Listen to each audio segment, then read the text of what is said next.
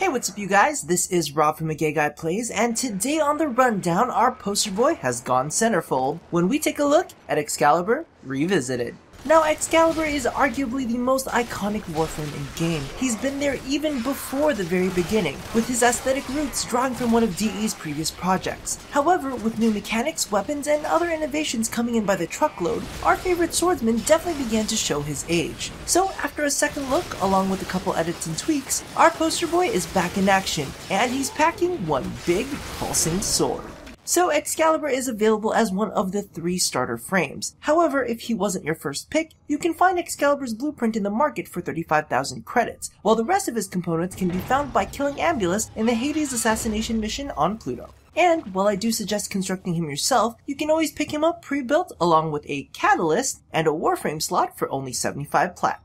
Now, looking at his base stats, Excalibur is a pretty well-balanced frame with a hefty dose of armor. To me, this screams for a rage and lifestrike build, as his innate tankiness makes him perfect for brawling. In addition, for those of you who aren't aware, it has been confirmed that Excalibur does gain a 10% passive bonus to melee damage and attack speed when wielding a weapon in the sword, dual sword, and Nikana categories. So with that aside, let's take a look at our boy in action.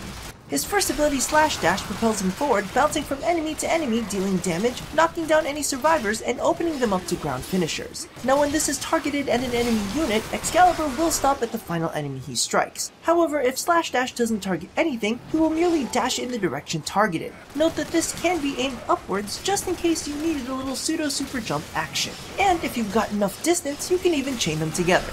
Now there are a couple things to note.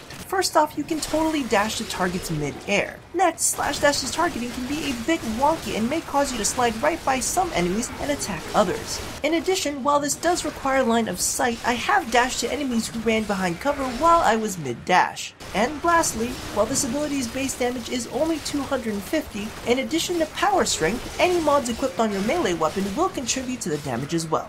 His second ability is Radial Blind. Excalibur unleashes his mighty sword, flashing surrounding enemies in a 25-meter radius, stunning them, leaving them temporarily blinded and open to melee finishers. Note that this works via line of sight and awareness. If either Excalibur has spotted an enemy or an enemy has spotted him, there is a short window that they will be susceptible to Radial Blind, even if line of sight is broken. Also note that while for the most part you'll be able to take down enemies using melee finishers, for enemies that aren't susceptible, you will be granted a 4x stealth multiplier to your melee as long as the only thing that makes physical contact with them is your weapon. Now, this has always been one of my favorite abilities in game, as it is totally spammable, grants you crowd control, and bonus damage. In addition, it now works amazingly with Exalted Blade and can be cast on the run. Now, third in line is Radial Javelin. Excalibur manifests up to 12 energy swords and launches them at all eligible targets within a 25-meter range, impaling any slain enemies to surrounding terrain.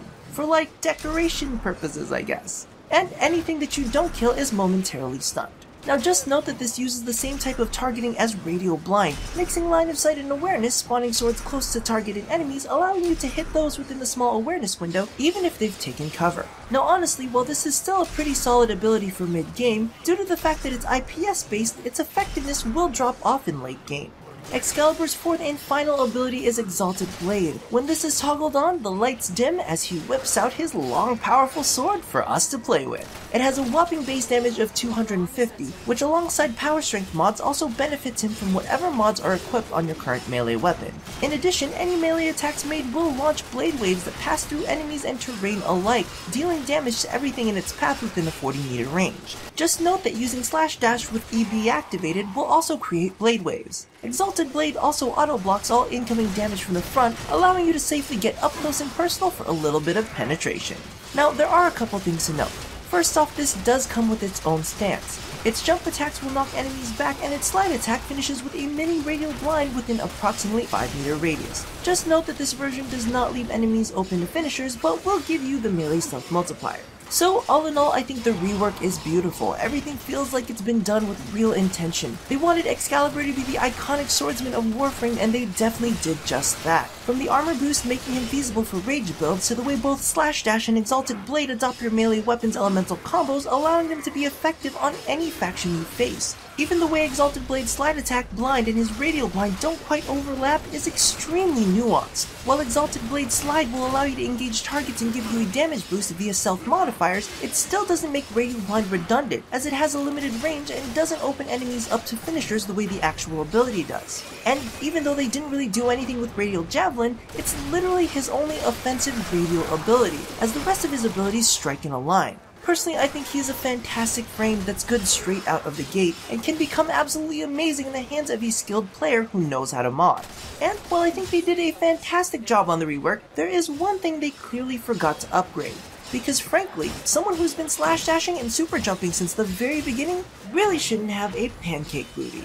So, thank you all for watching another episode of The Rundown. If you're looking for detailed info on Exalted Blade, be sure to check out its playtesting episode on Debunked. But do be sure that you've got annotations turned on. And for those of you curious about the Prismascana, I'll leave a link to that quick draw as well. Now, don't forget to do all the things that I ask you to do at the end of every one of these. And as always, stay tuned and watch me rake more Warframe booties here at AGayGuyPlays. Nah, nothing suspicious going on over here. I don't see anything wrong with this in the slightest bit. Not even a little.